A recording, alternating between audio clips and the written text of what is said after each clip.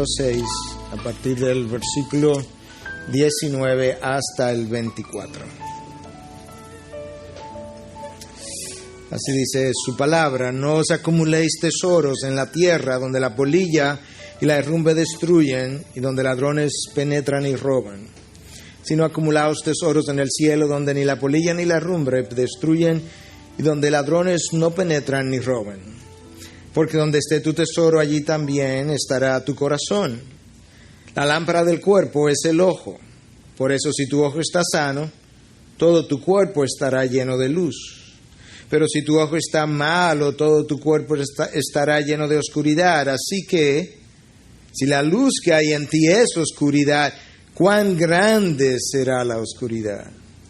Nadie puede servir a dos señores, porque o aborrecerá a uno y amará al otro, o se apegará a uno y despreciará al otro.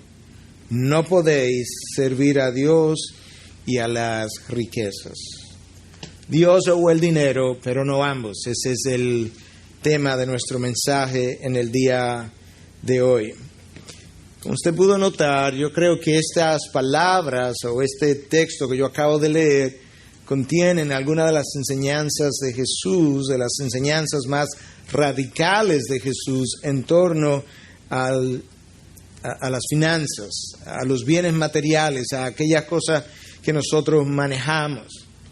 Y lamentablemente la mayoría de las personas que conocen el texto no han aplicado la enseñanza. Y no la aplican porque muy pocas personas creen tener un problema con el dinero, a pesar de que vivimos endeudados, a pesar de que vivimos deseando tener más, y a pesar de que vivimos ansiosos por la seguridad o inseguridad del día de mañana. Y todos esos son síntomas de que ciertamente tenemos un problema con lo material, con el dinero, con los bienes, pero no lo reconocemos. Esta es una enfermedad muy antigua, esta es una enfermedad que ha estado con el hombre desde su inicio. Es una enfermedad del corazón que ha sido llamada materialismo. Y pudiéramos decir a manera de ilustración que el virus que transmite la enfermedad es el dinero. Lamentablemente, como la enfermedad está tan diseminada, resulta que es la norma el que estemos infectados con este virus y esta enfermedad que crea tantas calamidades. Pero este virus tiene una peculiaridad, que a diferencia de los demás virus que todo el mundo trata de evitar, este virus es un virus que la gente anhela que se le pegue. Lo busca, lo añora. De hecho, la palabra de Dios dice que lo codicia, y codiciándolo muchos se han desviado de la fe y se han torturado con muchos dolores, le dice Pablo a Timoteo. Pero esa es la gran verdad. La mayoría de nosotros reconocemos que el materialismo es una enfermedad. La mayoría de nosotros que estamos infectados con el virus y que tenemos y padecemos la enfermedad, no reconocemos que la tenemos, aunque podemos verla fácilmente en otros. Y muchos de nosotros incluso hemos deseado el virus. Dios sabía la debilidad que nosotros tendríamos en esa área. De hecho, cuando Dios quiso hablarnos de la oración, en su palabra nos dio unos 500 versículos. Cuando quiso hablarnos de los bienes materiales, nos dio 2.350 versículos. Casi 1:5 la proporción entre aquellos versículos que hablan de la oración versus los bienes materiales. Eso no es por accidente. Dios sabe que el hombre entraría en una competencia continua entre el mundo y Dios. Y este Sermón del Monte tiene algunos de los principios del reino. Y si usted conoce a Cristo, el reino ha sido inaugurado en su corazón. Ese corazón necesita ir cambiando para poder abrazar los valores del reino, porque un corazón no cambiado se encuentra esos valores imposibles de abrazar y no deseables y mucho menos practicables. En el texto de hoy que acabamos de leer, yo quisiera que viéramos 4 o 5 cosas. En primer lugar, la prohibición de la acumulación de bienes materiales.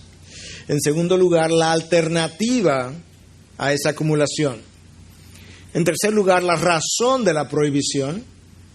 En cuarto lugar, la participación de los ojos en esta en el problema.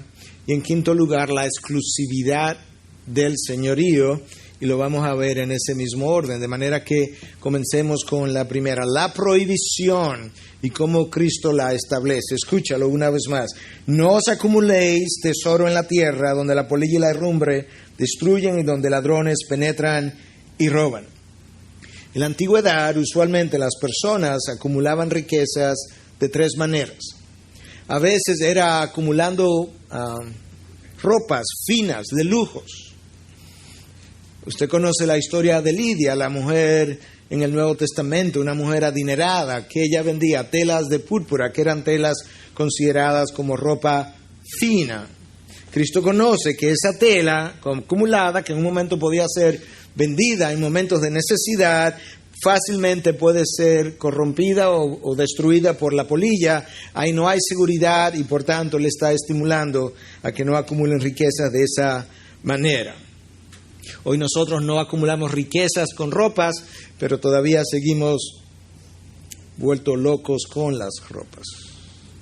Nos vamos detrás de las modas, detrás de los estilos, y cada 6 meses modistas que nosotros no conocemos deciden que algo no está de moda y nosotros le creemos y gastamos más dinero porque alguien a quien yo no conozco, que tiene el interés de que yo gaste dinero, decidió que ya eso no va a estar de moda.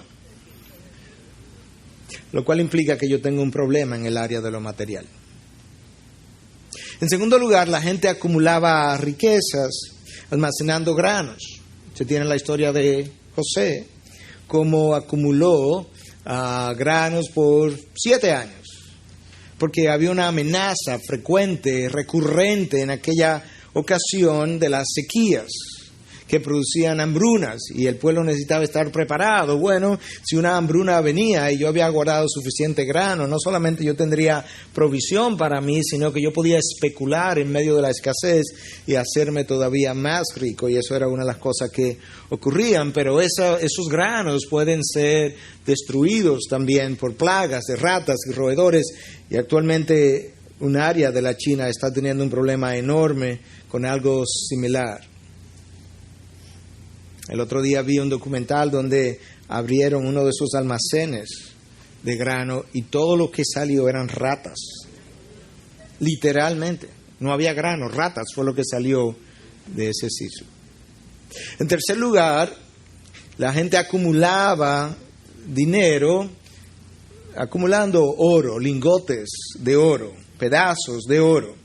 Y una buena ilustración de todo esto que yo vengo diciendo es la historia de Acán. Cuando el pueblo fue a conquistar la ciudad de Ai, Dios le prohibió que tomaran cosas de la ciudad. Absolutamente nada podía ser tomado de la ciudad. Era considerado una maldición. Y Acán entonces toma algo de la ciudad. A ellos pierden la batalla. El pueblo judío, el pueblo hebreo no pudo ni siquiera hacerle frente a una ciudad, a un pueblo relativamente pequeño.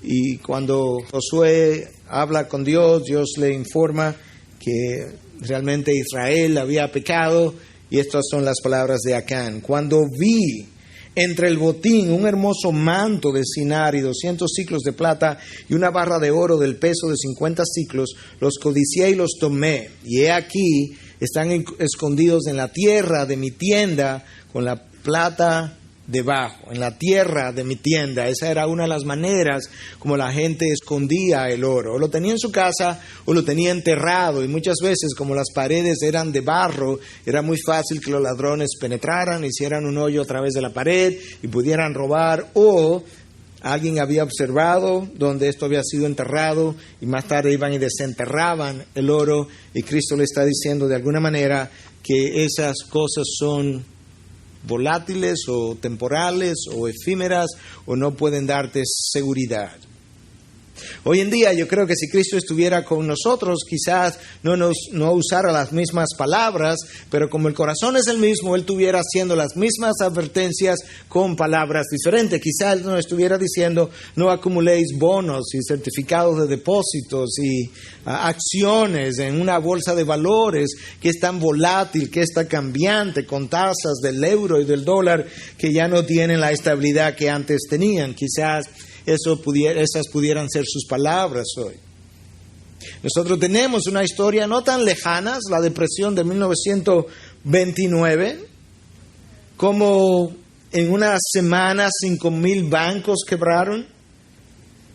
Como la semana anterior los periódicos auguraban una gran época de bonanza y una semana después la Gran Depresión comienza. Como en esa misma semana un grupo de millonarios partió en un crucero y siendo millonarios al partir regresaron en bancarrota al final de la semana y prácticamente ni se habían podido enterar correctamente. ¿Te das cuenta lo cambiante que es el mundo, lo poco confiable que son las riquezas de este mundo?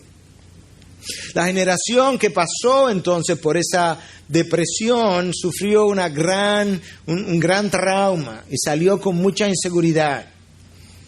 Y la necesidad del pasado, de la cual ellos no habían podido curarse, los llevó a ser acumuladores y ellos fueron llamados the savers, los ahorradores. Entonces, una de las razones por las que a veces acumulamos y que Cristo está diciendo no acumuléis son las necesidades del pasado.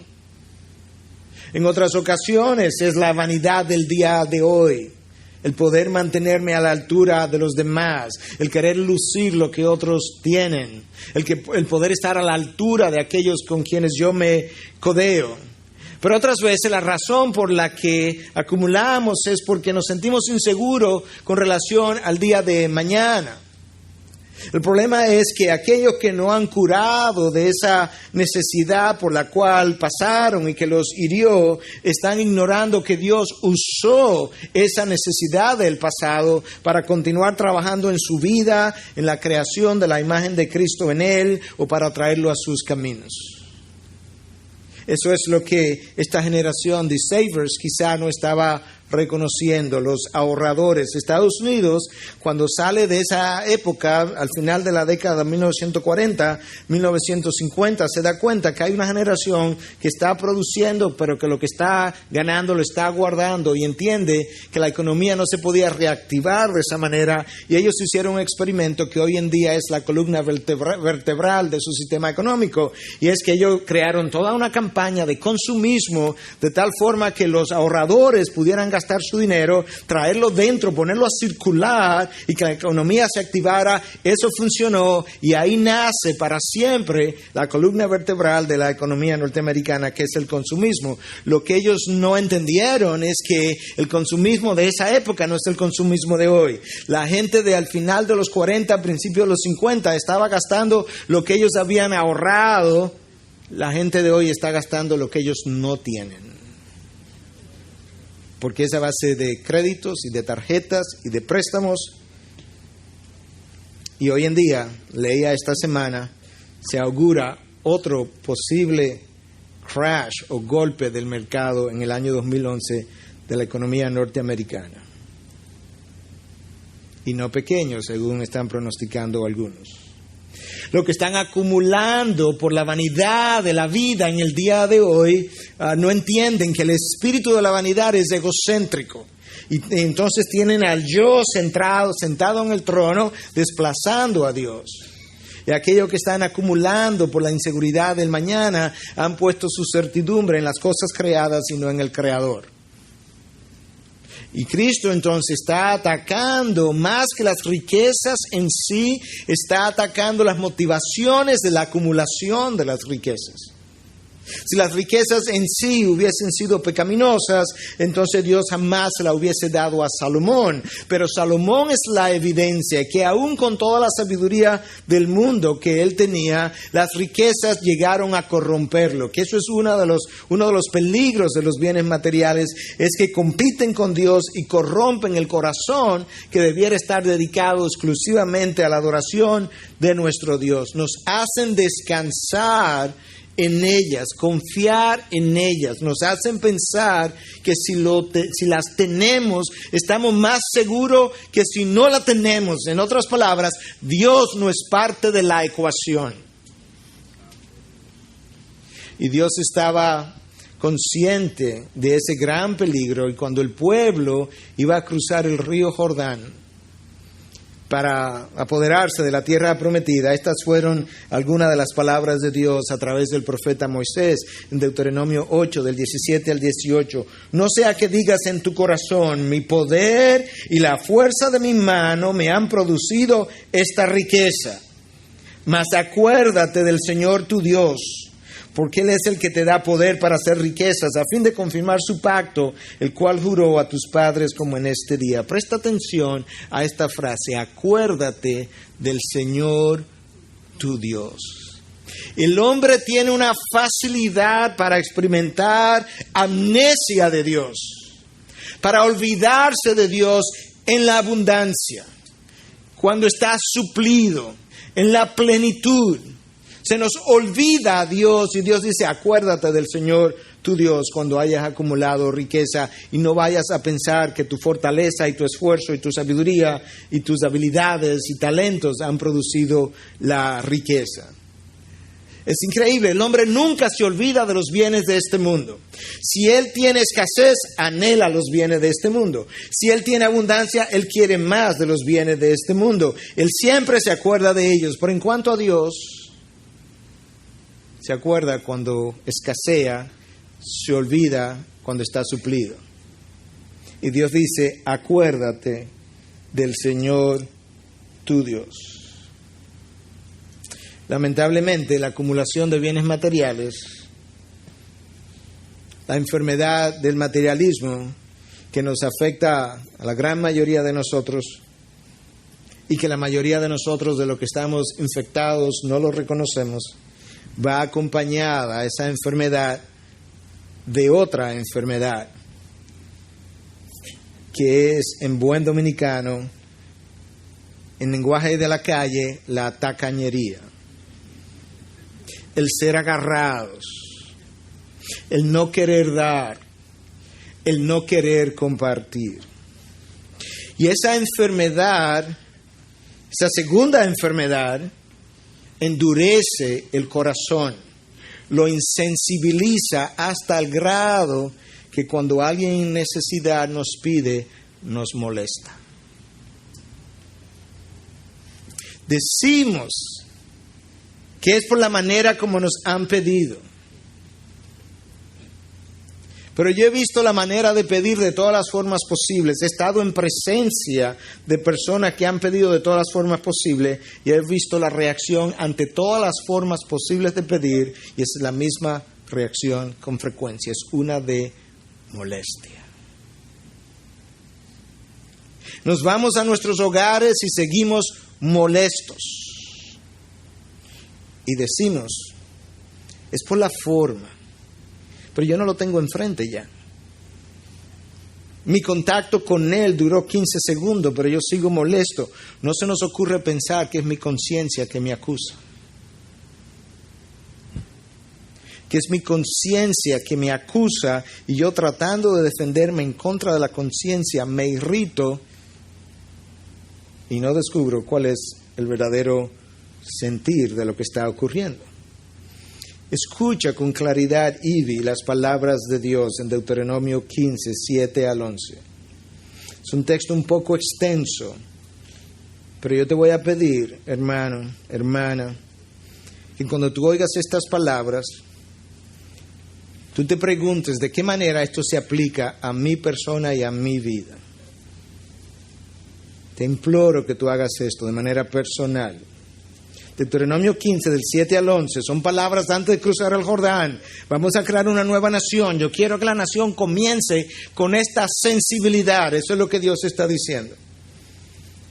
Si hay un menesteroso contigo, uno de tus hermanos, en cualquiera de tus ciudades, en la tierra que el Señor tu Dios te da, no endurecerás tu corazón, ni cerrarás tu mano a tu hermano pobre, sino que le abrirás libremente tu mano y con generosidad le prestarás lo que le haga falta para cubrir sus necesidades. Cuídate de que no haya pensamiento perverso en tu corazón diciendo, el 7º año, el año de la remisión está cerca, y que entonces mire con malos ojos a tu hermano pobre y no le des nada. Porque él podrá clamar al Señor contra ti y esto te será pecado. Escucha, hermano, con generosidad le darás y no te dolerá el corazón cuando le des. Y no te dolerá el corazón cuando le des, ya que el Señor tu Dios te bendecirá por esto en todo tu trabajo y en todo lo que emprendas, porque nunca faltarán pobres en tu tierra. Escucha ahora, por eso te ordeno, no te sugiero, no te recomiendo, te ordeno diciendo, con liberalidad abrirás tu mano a tu hermano. Oh, pero eso a mi hermano nada más. No, coma al necesitado y al pobre en tu tierra. Te ordeno, dice el dueño del cielo y la tierra, el dueño de lo que tú y yo poseemos, nos ordena dar liberalmente a todo quien sea tu hermano, a todo el que esté necesitado, a todo el que sea un pobre y que esté en tu tierra. Y serás bendecido. Bueno, es que no tenemos suficiente, pastor. Decimos eso, ¿sabes por qué? Porque nosotros ignoramos que hay 1 billón de personas, 1,000 millones de personas que viven con menos de $1 al día. 37, 38 pesos dominicanos. Que hay 3 billones de personas que viven con menos de $2.50, 100 pesos dominicanos. 3 billones de personas. Y el 80% de la humanidad vive con menos de $10 por día, menos de 400 pesos diarios, 10,000 pesos mensuales, con menos de eso, el 80% de la población. Yo no sé si usted posee una casa, pero si usted posee una casa o apartamento, no importa, pero tiene un título, no importa si es de 50 metros o de 500 metros, usted tiene más que el 95% de la población mundial. ¿Cuántos de nosotros tenemos una cuenta de banco, aunque tenga 100 pesos? Levantemos la mano un momentico. La gran mayoría de nosotros tenemos más del 95% de la población mundial. Con el simple hecho de tener una cuenta de banco. Y decimos que no tenemos suficiente. Dios nos está hablando. La prohibición en este texto no es al ahorro. Segunda de Corintios 12, 14 nos habla de que los hijos no tienen la obligación de guardar para los padres, pero los padres sí tienen la obligación de guardar para con sus hijos. De manera que no es al ahorro, pero el ahorro debe ser dirigido por Dios, definido por Dios, debe ser bajo su señorío, debe tener un propósito definido y no debe ser excesivo. De ahí que Cristo entonces nos esté hablando que tenemos que tener cuidado de no acumular mucho más de lo necesario y de acumular por acumular. Sabemos que podemos ahorrar. Dios nos dio el ejemplo de la hormiga en Proverbios 6, que guarda en el verano para el tiempo de invierno. Nos dio el ejemplo de José, cómo hizo provisión para 7 años, porque vivimos en un mundo caído. Pero cuando la preocupación es por acumular, por la necesidad por la que pasé en el pasado, por la vanidad del presente o por la inseguridad del mañana, Cristo está totalmente y diametralmente opuesto a que esas sean las motivaciones para la acumulación, porque todas desplazan a Dios de su lugar. Entonces, ¿cuál es la alternativa? Ese es nuestro segundo punto. Ya vimos la prohibición, ahora veamos la alternativa que Dios nos da. Aquí está en el versículo 20, acumulaos tesoros en el cielo, donde ni la polilla ni la herrumbre destruyen y donde los ladrones no penetran ni roban. Entonces hay una alternativa. Dios nos dice, no acumuléis aquí, pero puedes acumular allí. Y la pregunta es, ¿cómo yo acumulo en el reino de los cielos? De tal manera que cuando tú entres al reino de los cielos, tú tengas tesoros esperándote.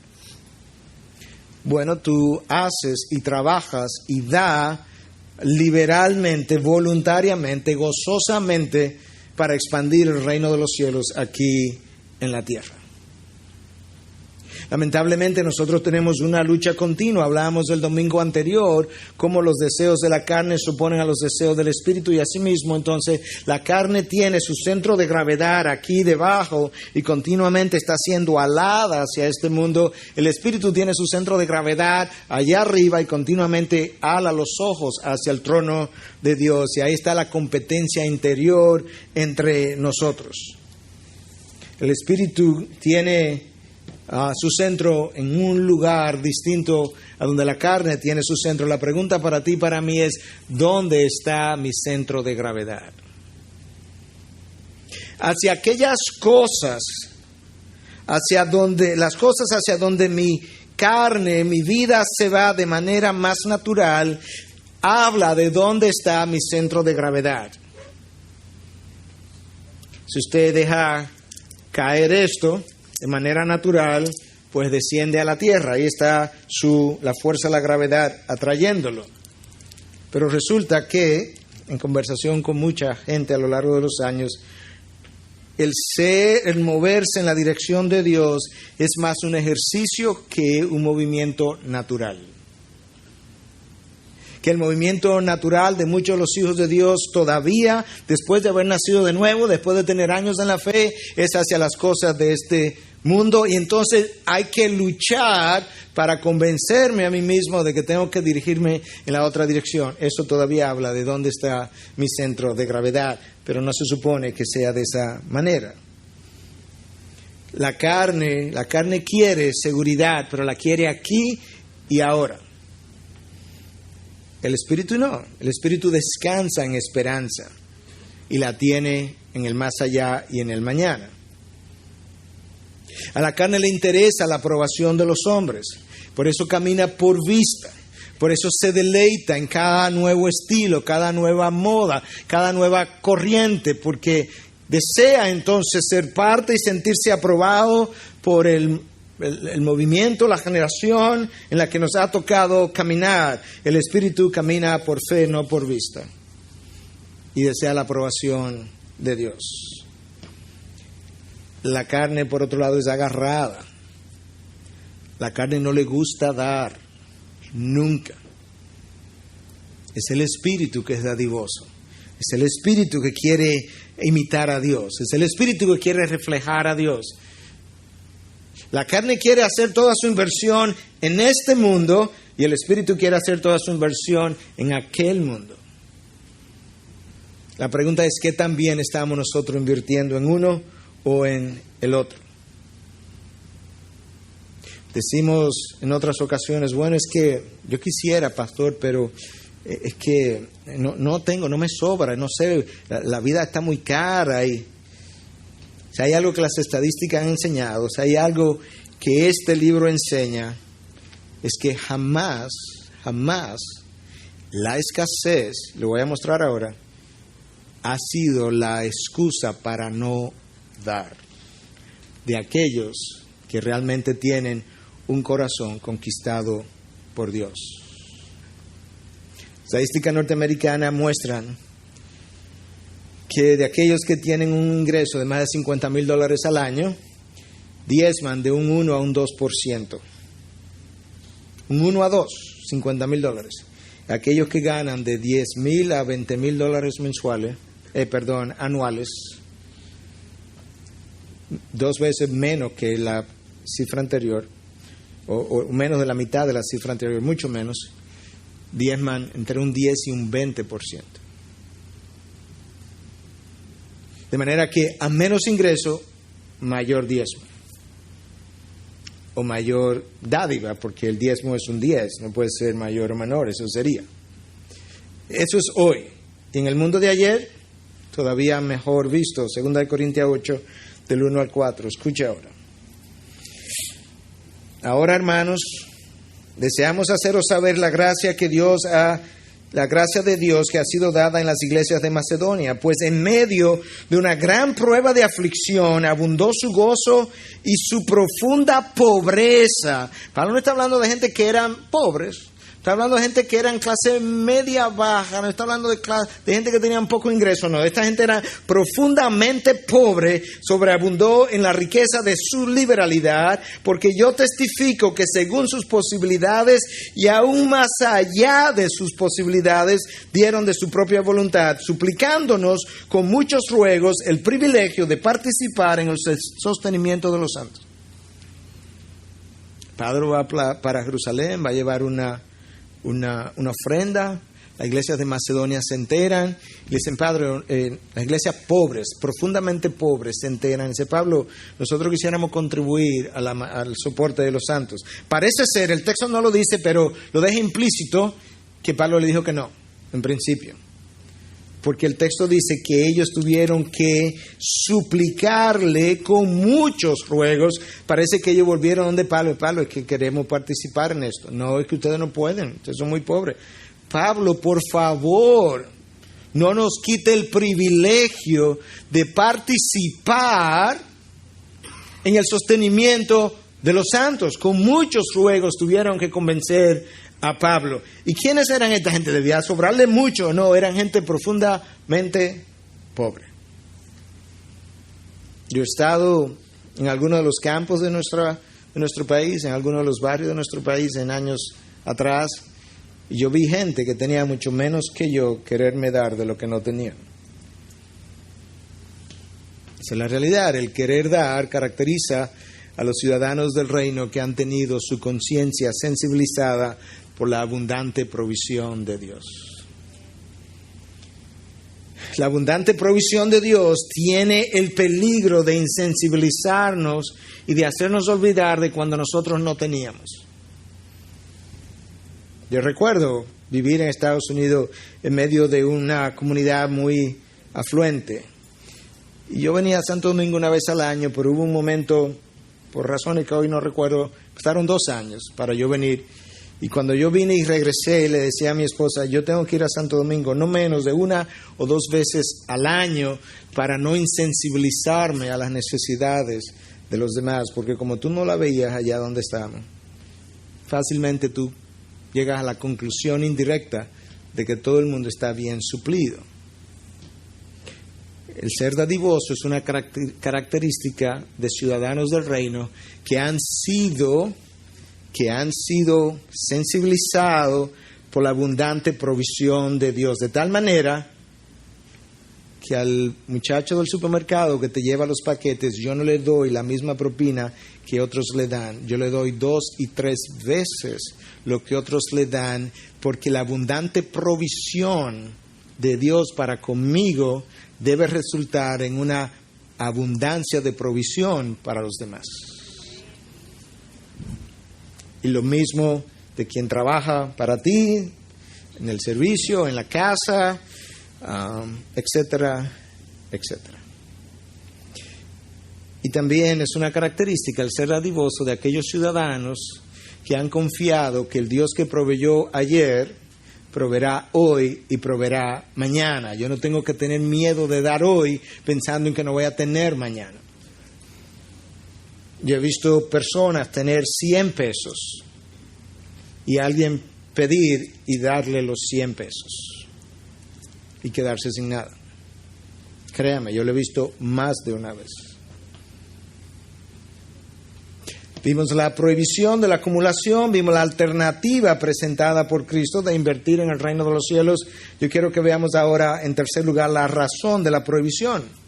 Versículo 21, porque donde esté tu tesoro, allí estará también tu corazón. Ahora, Lucas escuchó las mismas palabras, pero de alguna manera recordó otros detalles.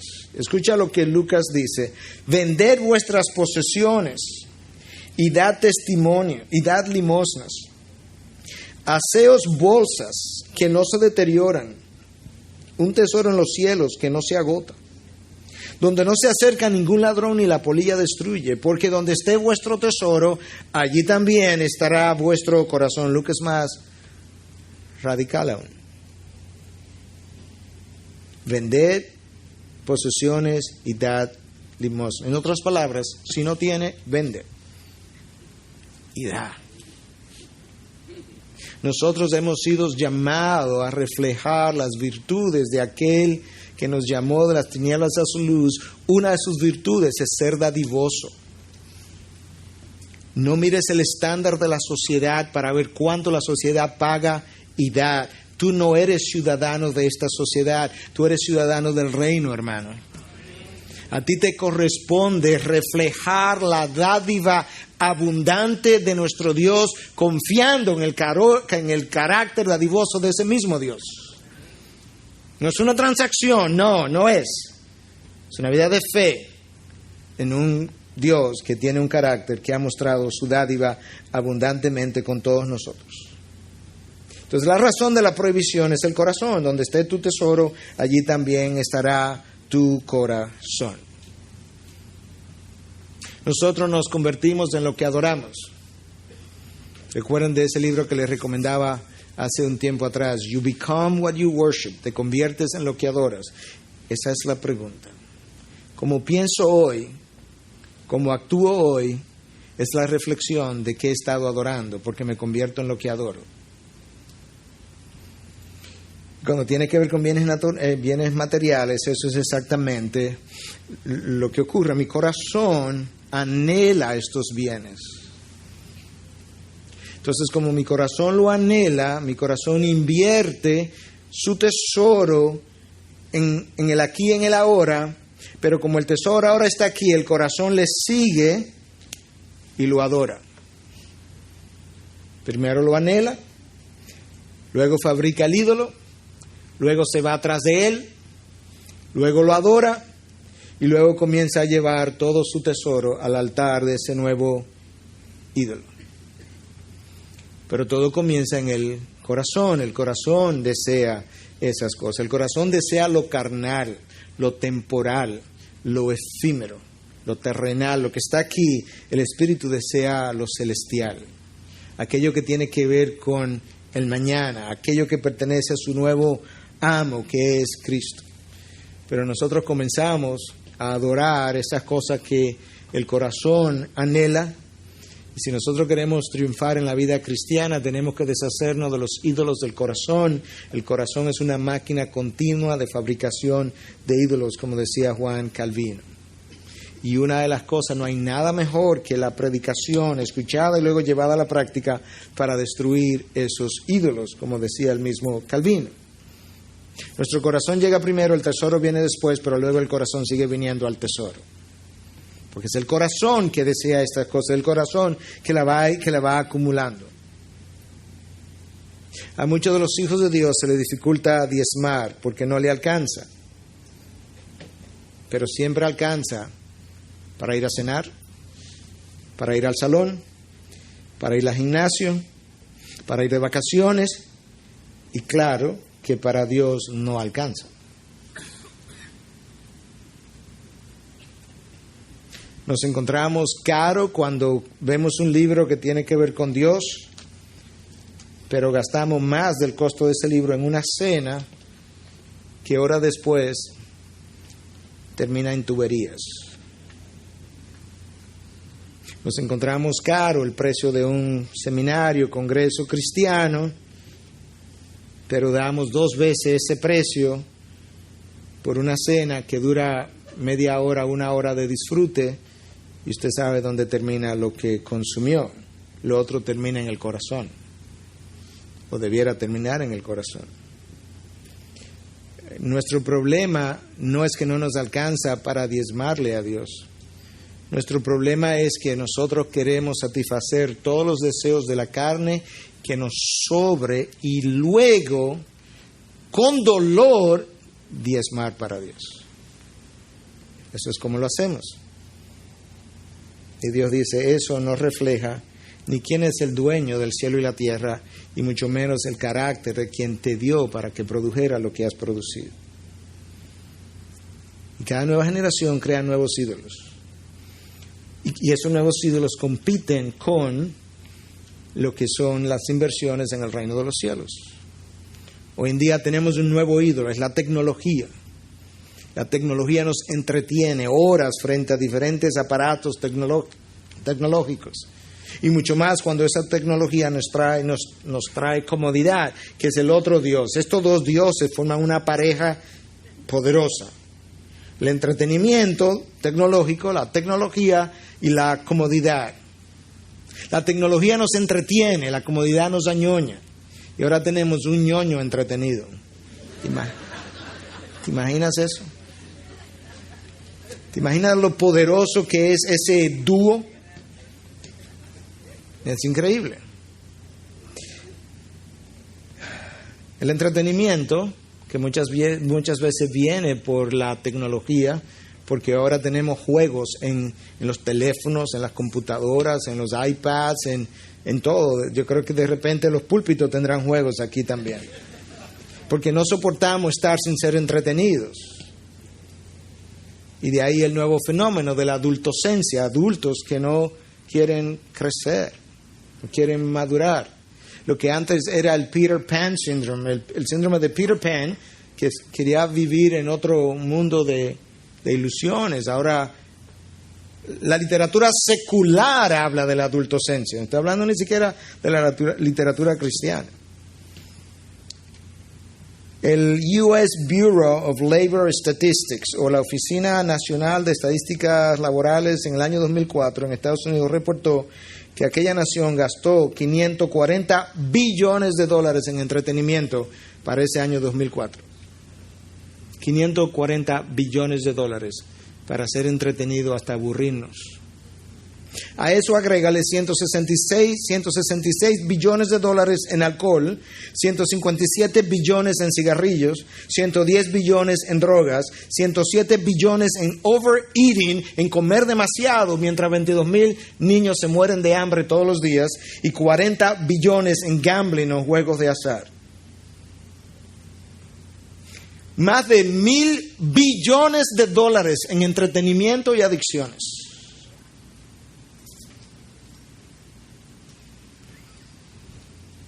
¿Te imaginas? Somos adictos a las adicciones. Nos encantan, las cultivamos, las queremos. Ahora tú sabes por qué la nación está al borde de la bancarrota. Es que donde se ha ido su tesoro, allí se fue su corazón. Ahí donde está el corazón de la nación. No creo que la nuestra sea diferente, simplemente más pequeña. Y los números lucen más pequeños, pero no creo que sea muy diferente. Occidente entero no creo que sea muy diferente.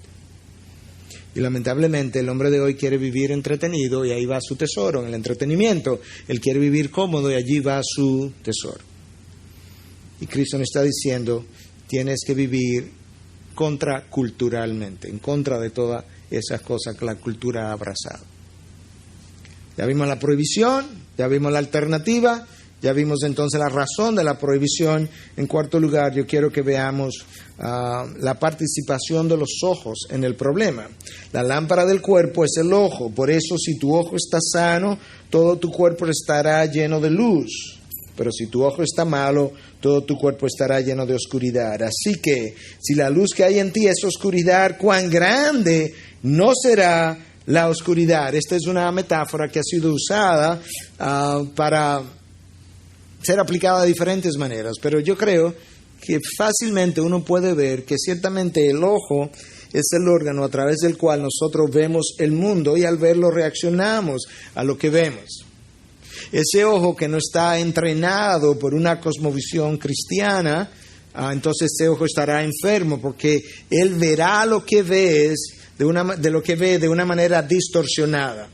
Ahora, si el cerebro está informado, mi mente está informada con lo que es la luz de la revelación de Dios, ahora el ojo está entrenado y podrá entonces ver el mundo y reaccionar ante lo que ve de una manera bíblica porque ha sido previamente entrenado por una cosmovisión bíblica. Entonces Cristo dice, si el ojo que está en ti está sano, si el ojo está entrenado por esa cosmovisión bíblica, si la luz de mi revelación es algo de lo cual el ojo se puede hacer uso, entonces todo tu cuerpo estará sano, toda tu vida estará sana. Pero si ese cuerpo está en oscuridad, porque desconoce mi luz, la luz de mi revelación, o porque distorsiona mi luz, o porque conoce tan poco de mi luz, entonces, si esta luz que está en ti es tan mínima, está tan distorsionada que es oscuridad, entonces, ¿cuán grande es tu oscuridad, hijo? Eso es lo que Cristo está diciendo. Esa es la verdad. Pero lo que ocurre es que eso también ha pasado a ser un mal generalizado. La poca luz de la revelación de Dios en la mente de los hijos de Dios. Entonces no nos damos cuenta. Vivimos en penumbras y no lo sabemos. Es como, quizá esta ilustración pueda ayudar. En nuestro país siempre ha habido problemas de luz. Desde que yo tengo uso de razón. Yo no recuerdo un año que yo haya vivido donde yo no haya visto la luz irse. Por tanto, es más o menos común y no nos sorprende cuando la luz se va. Cuando alguien viene de fuera, de Norteamérica, de Europa, y ha ocurrido aún en este templo, usted sabe que a veces, cuando terminamos, están haciendo cambio de planta y la luz se va por un segundo o dos. Y aquí han estado presentes en ocasiones al lado mío alguien de Norteamérica o de Europa, y ellos reaccionan como con cierta incertidumbre. ¿Qué está pasando? Porque allá no se va la luz. Y nosotros reaccionamos así cuando no se va y decimos, ¿qué está pasando? Que la luz no se está yendo. Tiene que haber algo mal. Bueno, ¿por qué yo menciono eso? Porque para nosotros esa oscuridad cuando se va la luz es normal. No nos asusta, no nos molesta. Para extranjeros sí. Y de esa misma manera, cuando tenemos poca luz de la palabra, nos acostumbramos a un mal generalizado, no nos molesta. Es normal. Todo el mundo vive así. ¿Te das cuenta entonces? El problema que el ojo tiene que ser entrenado por la luz de la revelación de Dios. Fue el ojo de Eva que vio que el árbol, la fruta, era codiciable. Fueron los ojos de Acán que vieron el lienzo y el lingote de oro y lo codició. Fue el ojo de David que vio a Betsabé y le pareció hermosa. Oh, los ojos. Primera de Juan, la lujuria de los ojos. Habla de la lujuria de los ojos. Es un órgano terrible. Finalmente, yo quiero que veamos la exclusividad del señorío. Como número 5.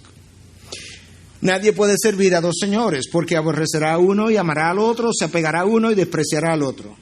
No podéis servir a Dios y a las riquezas. Mamón es la palabra, hay una palabra que viene del hebreo, que significa riquezas, bienes en general, posesiones. En la antigüedad, un esclavo, cuando era comprado, servía a un amo o al otro, no a dos. Nunca se dio un solo caso de un esclavo que tuviera dos amos, jamás. Y de esa misma manera, Cristo, conociendo que ellos saben estos trasfondos, le dice, nadie puede servir a dos señores. Tú o sirves a las riquezas, los bienes, o sirve a Mamón, o me sirve a mí. No tiene opción. Es Dios o el dinero, pero no ambos. En la antigüedad, el amo demandaba todo de su esclavo y por tanto nunca podía servir a dos amos. Él demandaba toda su vida y de esa misma manera Dios demanda toda tu mente, todo tu corazón, toda tu fuerza. Tiene que amarlo de esa manera. Dios no quiere una parte de mi mente, una parte de mi mundo, una parte de mi corazón, una parte de mi fuerza, una parte de mi voluntad. Obediencias a medias, desobediencias. Él quiere, Él demanda todo por una razón muy sencilla. Dios lo ha dado todo, Dios lo llena todo y por tanto Él tiene el derecho de demandarlo todo. Él no quiere ser una de mis prioridades. Él no quiere ser la prioridad número 1, Él quiere ser la prioridad. Punto. Todo lo demás es secundario. Él ocupa el primer lugar. Él ocupa todo mi trono.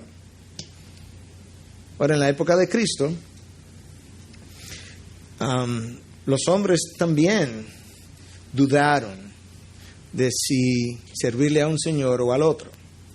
Cristo tuvo esta experiencia y nos las dejó registrada de manera que yo pueda hoy verme en el espejo y ver si yo estoy allí.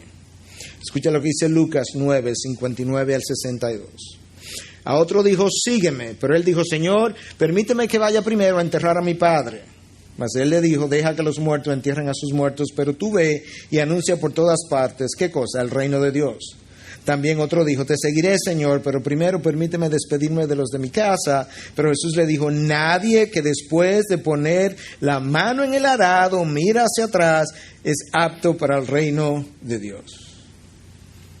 Estas personas no tenían esas necesidades que ahí mencionan. En el contexto cultural, cuando este hombre le dice, déjame ir primero a enterrar a mi padre, lo que le estaba diciendo es, mi padre está viejo, déjame vivir los últimos años con él, cuando él se muera, déjame enterrarlo, y luego yo te sigo. Y Cristo dice, lo siento, si esa es la manera como tú decides entre tu padre y yo, tú no eres digno de seguirme. Nadie que ponga la mano en el arado y quiere mirar para atrás es digno de seguirme. Próximo. Déjame primero irme a despedir de los de mi familia, sí, para no regresar. Próximo, tampoco. Usted no ha tenido esa experiencia. Yo vengo ahora, para jamás volverlo a ver. Cristo le estaba diciendo a los discípulos, ¿ustedes ven ese nivel de compromiso? En el reino no hay espacio para eso. En el reino es una cosa o la otra. Y yo estoy convencido que el problema número uno de los hijos de Dios, yo creo que lo podría resumir en una sola cosa, es señorío. Cristo no es el Señor de mis finanzas porque mucha gente ni le consulta. Invierte, gasta, compra sin preguntar, sin hablar con Dios. Cristo no es Señor de la educación de mis hijos porque ponemos los hijos en el colegio de más wow, del último guay, y no necesariamente el que mejor lo vaya a formar espiritualmente. Cristo no es Señor de mi hogar porque no ejerzo el liderazgo espiritual que Dios me manda. Cristo no es Señor de lo que leo, de mi tiempo, porque no tengo tiempo para orar o leer su palabra o leer literatura cristiana, pero entretenimiento, computadora, televisión y todos los nuevos aparaticos tecnológicos lo tenemos. Conocemos cómo funciona. No conocemos bien cómo usar la Biblia, pero de todas estas cosas electrónicas, el último switch lo sabemos. Señorío es el problema. No hay señorío. Por lo menos reconocido. Hay señorío existente porque yo no lo hago a él, Señor. Él es Señor. Lo que no hay es un señorío reconocido. Cristo no es el Señor de los entretenimientos de mis hijos, porque no me puedo meter con ellos en algunos hogares. Cristo no es Señor. Negociamos con el pecado dentro del hogar, negociamos con el pecado de los hijos dentro del hogar. Cristo no es Señor. Pedro está siguiendo a Cristo. Él está oyendo lo radical de este llamado. Y tú sabes que a Pedro lo están formando como nosotros. O sea, que Pedro no siempre tiene los ojos de allá arriba. ¿Te acuerdas lo que Cristo le dijo cuando Pedro estaba tratando de impedir que Cristo llegara a Jerusalén? Cristo lo reprende, apártate de mí, Satanás, porque tú no tienes en cuenta las cosas de Dios, sino las cosas de este mundo. Ese era el problema. So, Pedro, que está ahí como tribulando y viendo, decidiendo su señorío todavía, le dice a Cristo en Mateo 18, versículo 28 al 30. He aquí nosotros lo hemos dejado todo y te hemos seguido. Pero como que está preguntando, nosotros lo hemos seguido, lo hemos dejado todo y te hemos seguido. ¿Qué hay para nosotros? Es más o menos la pregunta. En inglés dirían, what's in it for me? ¿Qué tú tienes? La mayoría de nosotros probablemente le hubiéramos dicho a Pedro, ¿qué clase de pregunta es eso, Pedro? Pero Cristo le responde, oye lo que Cristo dice. No hay nadie que haya dejado casa, o hermanos, o hermanas, o madre, o padre, o hijos, o tierras, por causa de mí y por causa del Evangelio, que no reciba 100 veces más, ahora en este tiempo, 2 puntos, casas, y hermanos, y hermanas, y madres, e hijos, y tierra, pero Pedro, junto con persecuciones, y en el siglo venidero, la vida eterna. Pedro, yo voy a ser honesto. Tú has dejado esto, esto y esto. Cuenta conmigo, mi respaldo en este mundo, en esta tierra, en el siglo venidero, cuenta con la vida eterna. Pero es todo un paquete, hay persecuciones también, Pedro. Si hay algo que yo aprecio, la veracidad y la transparencia de la palabra. Nada de pajaritos en el aire. Te voy a dar todo eso, Pedro, junto con persecuciones. De hecho, las persecuciones nos entrenan a administrar las bendiciones, porque forman un corazón que depende de nuestro Dios. Integridad y Sabiduría es una producción que llega hasta ustedes gracias a los aportes de individuos y empresas comprometidos con la defensa de la fe. Para más información, preguntas y comentarios, visite nuestra página de internet www.integridadysabiduría.org. En esta página encontrará información sobre la producción de este y otros recursos que ponemos a su disposición, como también las formas en las que usted puede contribuir con la producción de programas como estos. Les invitamos nuevamente a visitar nuestra página de internet www.integridadysabiduría.org. Será hasta la próxima, cuando nos reencontremos con Integridad y Sabiduría.